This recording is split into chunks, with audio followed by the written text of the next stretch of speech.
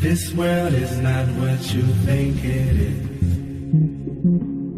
This world is not what you think it is. This world is not what you think it is. This world is not what you think it is. This world is not what you think it is. This world is not what you think it is. The lips of wisdom are closed, except to the ears of understanding. Most people in this world believe that the beginning of knowledge is fear of God. And when you understand what religion is, and what it has always done, look at the etymological roots of the word religion, from Latin, religare, religio, to bind, to tie back, to thwart forward motion, forward progress. That's what Saturn does as well, and most of these religions are Saturnian at their base. The beginning of wisdom is not the fear of God. The beginning of wisdom is the knowledge of self, which is wisdom itself. Humans have been given the words that are the key to this since the days of the Egyptians, through to the days of the Greeks and Socrates, even up until now. And those words are, man, know thyself, then thou shalt know the universe and God. The process of self-mastery is the process of knowing thyself to such a large degree, to understand the inner self, to understand that there is far more to us than this physical body. To know thyself is to know the inner man, or to know the inner woman, and to understand that it is the inner you that must be strengthened in order to be freed from the prison of the physical body. And it is the strengthening of that inner you that can, will, and does release you from the prison of this world. Think about it for a second. Your spirit, your animating force, is trapped in the prison of the body. And then the physical body is trapped in the prison of this world. And the body has all of these cravings and urges and things of that nature. And those cravings and urges tend to keep us bound into this physical reality and make us a slave to the body. And then you have the world as it has been set up all around us with lots of shiny things and flashy objects to tantalize and titillate the mind, to keep us focused externally, to keep us away from the knowledge of thyself, to keep us away from doing the inner work, to keep us away from knowing and doing what is known as the great work. When you really step away from all that you think you know and all that you believe, and just look at this world, look at how it's set up and look at how it's structured, it is clear that what runs this world and those that are working for it want to keep you distracted and focused outside of yourself. Thusly, man has been given religion. Man has been given politics. And religion has you looking external to yourself for a savior. It has you getting onto your knees disempowered.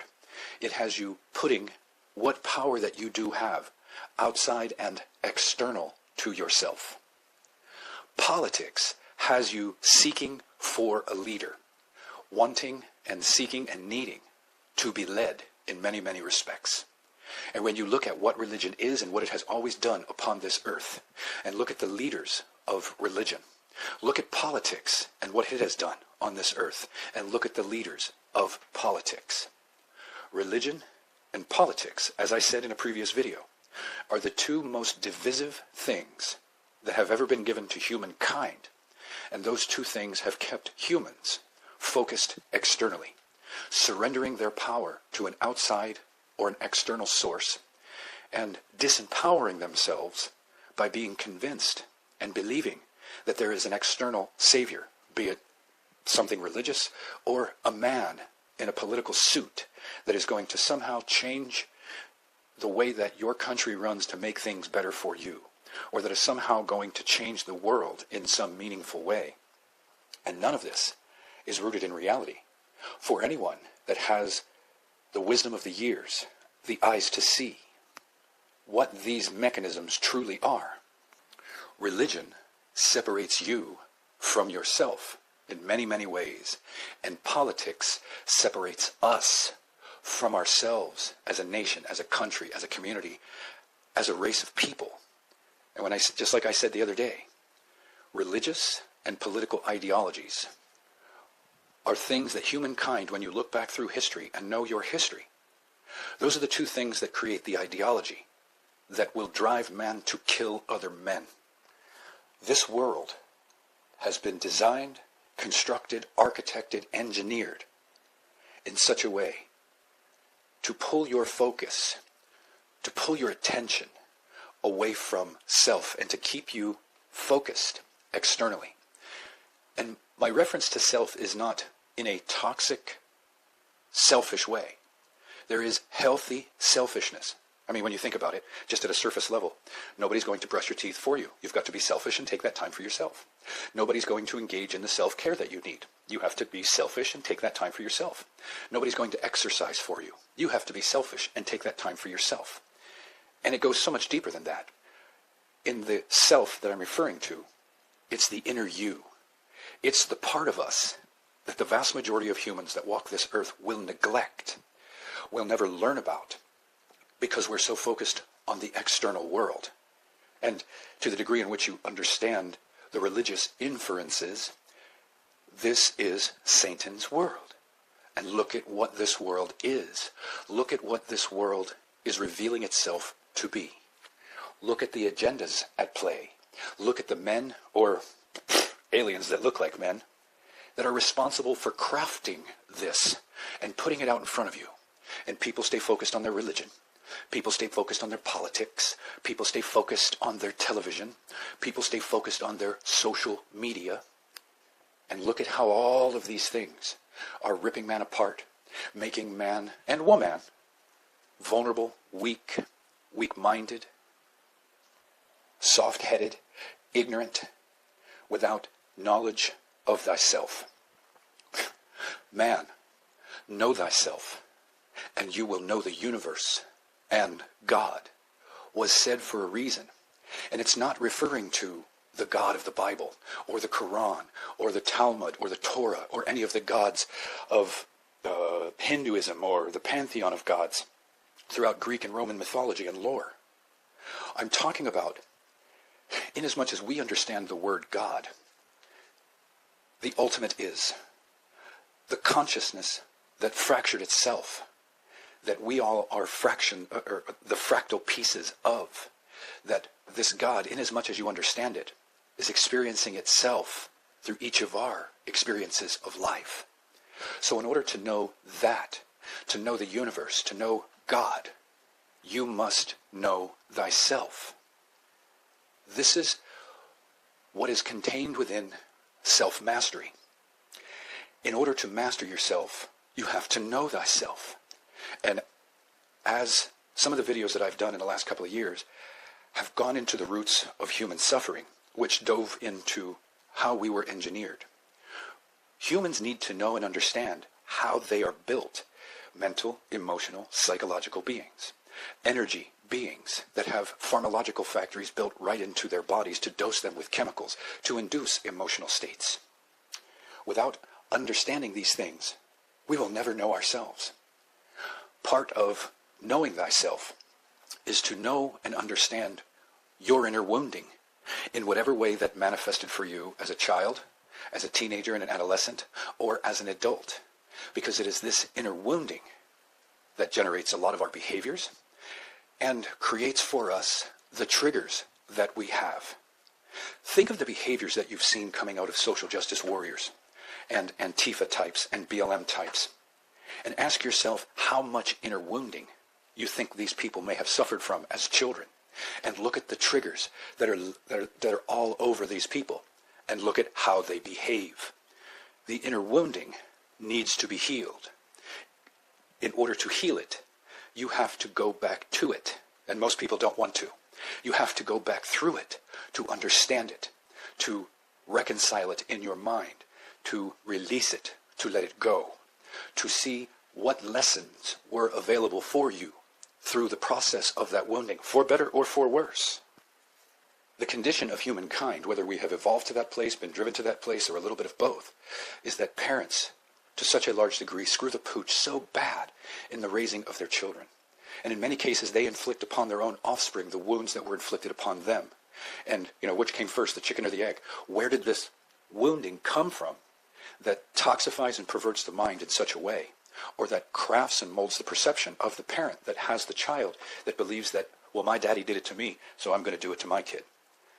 Without understanding your inner wounding, without understanding where you are broken, and we all suffer from it, or we all have suffered from it, identifying how that plays itself out in your mind, in your thinking, in your perception of the world, in your behaviors, and what your triggers are, is a major part of knowing thyself.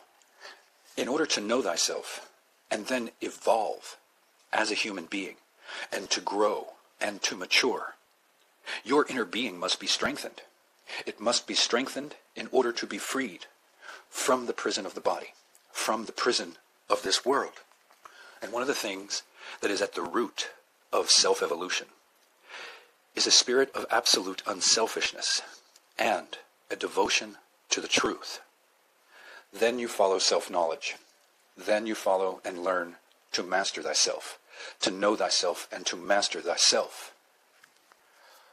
People believe that the journey of man is to find a woman, to have a family, to do all those things that are contained within, what's the word I want to use? Well, the way this world conditions us to be. And when you understand what we are and how we're built and the energy that we emit, and you understand that to such a large degree the analogy or the very real reality of the loosh farm that this place is, it makes sense why we are convinced as a race of beings that we must continue to procreate and continue to feed this matrix, continue to feed this loosh farm with our offspring. Because most people don't know that this is just one step in the evolution of soul, the evolution of the spirit, the journey of the soul, the journey of the spirit. And until that consciousness that's contained within us all comes to this awareness that this is not the end-all be-all, this is just one stopping off point. And when you think about how this world is run and how it's structured, it's designed and built to distract you from that understanding, to distract you from the focus of the self, to distract you from doing the inner work, to distract you in every conceivable way from doing the great work that will lead you on the path, or lead you on the journey that is the path out of this place. The more sex that you have, the more orgasms that you have, the more of your inner energy, your life force, you are expelling. And most of us are doing that carelessly. Most of us are doing that from a place of feeding the fleshly desires. Now, you could argue, and I would have argued as well, thy flesh is thy legacy. Enjoy it while you are here. But like many things in this world, it is a double-edged sword. Because in the indulgence of those things, we lose focus of the fact that we are giving up our life force, energy. We are expelling the energy within us that gives us the power to create. We are being a slave to the desires, the yearnings, the cravings of the physical fleshly vessel. And in doing that and staying focused on that, we don't do the inner work. We don't do the great work. And as I've said, the world is set up to distract you and entice you with all the flashy lights and shiny objects. And look at how this world is set up relevant to sex. Titties everywhere. Scantily clad women everywhere. All kinds of things to distract the minds of men. And the same thing applies for women. This world has been set up and designed in such a way to program women to use their sex appeal to attract man. And then man has been wired in such a way to always want to conquer pussy, to go out and spread his seed with as many women as he can. I mean, the black community in America would be a perfect example of that. So many of those men have 6 kids through 6 different women, spreading their seed with as many women as they can, like animals. And I'm not calling black people animals, although they can behave like animals, but so can white people, so can brown people, so can Chinese people and Japanese people and Russian people and all that other stuff. It's just an example. Because in America, we clearly see that a substantial portion of black men have 3, 4, 5, 6 kids with 3, 4, 5, 6 women. It is a byproduct of how their minds have been wired and programmed through their toxic subculture. And ignorance tends to breed ignorance. And how well raised do you think those 4, 5, or 6 kids are going to be? How much knowledge do you think is going to be imbued into them versus them becoming fresh meat for the system, for the beast system, to contribute, to continuously make more kids, to feed this aquaponics system that we have, or that we are a part of. Until humankind comes to the comprehension, the realization, the understanding of what is truly going on here and how we are being distracted from the inner work, from the great work, from any desire to go inward, to heal the inner child, to heal the aspects of our mental, emotional, and psychological bodies that have been wounded, and in some cases almost decimated and utterly destroyed. From television to Hollywood, NASCAR, football, baseball, cricket, soccer, we are distracted. We are enticed. We are put under the spell. We go to sleep. We become ignorant. We become apathetic. And we are fed from. We are consumed, or the energy that we put out is consumed. Since we don't have the knowledge of thyself, and we don't understand our inner wounding and our triggers, we don't understand how our emotional body is used against us, how the chemical factory, the pharmacological factory that's built right into us is used and abused by the external forces, the external world, to stimulate us into states where we are emitting lots of negative, low frequency, low vibratory types of energy, thusly feeding the louche farm. Only a fraction of what we actually are is this physical vessel, is the mind, is the body. It is the animating force of these physical vessels that is the true essence of what we are. And the true essence of what we are is immortal, cannot die. And most people don't know that because of the religious indoctrination and all of the fear-based propaganda and bullshit that is shoved down the minds of most people relevant to these things. When you think about how religion seeks to indoctrinate the child's mind, and it will, in fact, use the parents to do that, it knows, they know, the Jesuits knew, give me a child until it's 7 years old, and I will give you the man. Because they know that we are engineered in such a way that when the child is born, its mind is in the theta state for the first 7 years. It needs to be indoctrinated because we're born blank. And in that indoctrination, everything that I can get into the mind of the child will anchor itself into the recesses of the subconscious mind, and for better or for worse, be with that child as it grows into adulthood, and be with it for the whole of its life. And unless or until the human ever becomes aware of this, becomes conscious enough and awake enough to realize that this is what is done, and then to turn inward and look at thyself, assess thyself, assess thy behaviors, assess thy attitudes and thy moods, and go inward to find the inner wounding, to identify the inner wounding, and to do what's necessary. And we are not going to find that looking external to ourselves. To such a large degree, a substantial portion of the people in this world that claim to be healers, that claim to be those that will help you to heal your this, that, or the other, they're charlatans that are damaged themselves. They're still psychologically fragile. They're still emotional children. And they put this out there in front of people and make a profit from it. And I understand the argument, oh, we live in a world where you've got to have money. I totally get that superficial, surface level bullshit excuse that they give people. And in fact, going to them is going to an external source and then paying the money that you have worked for so that you can live and survive and thrive and grow in this world in whatever ways the physical vessel needs to live and grow and thrive through the money that we make in order to be able to buy things and live and all that other stuff. It's yet another mechanism to extract from you the energy or the byproduct of the energy, which is the money, that you have worked for. Think about that for a second. And there are so many fucking charlatans in this world that have a soft voice, a pretty face, a pretty smile, that seem to know this, that, or the other. They don't heal shit. Some of them guide you through a process of identifying this about yourself. There are some good ones out there. But to such a large degree, the vast majority of people that claim to be healers are not that. So, to wind this down, I'm just going to recap. Knowing thyself is a process that most people don't understand. And it includes the inward journey. It includes understanding your inner self, how you're made up, understanding your psychology, understanding your mental states, understanding your emotional body, understanding your inner wounding, understanding how this world works to take advantage of all of those aspects of yourself, understanding the pharmacological factories that are built right into us, that dose us with chemicals, that cause the human to abandon logic and reason in lieu of the emotional state that they find themselves in due to the chemicals that are being injected into the body through the glands that are engineered right into us.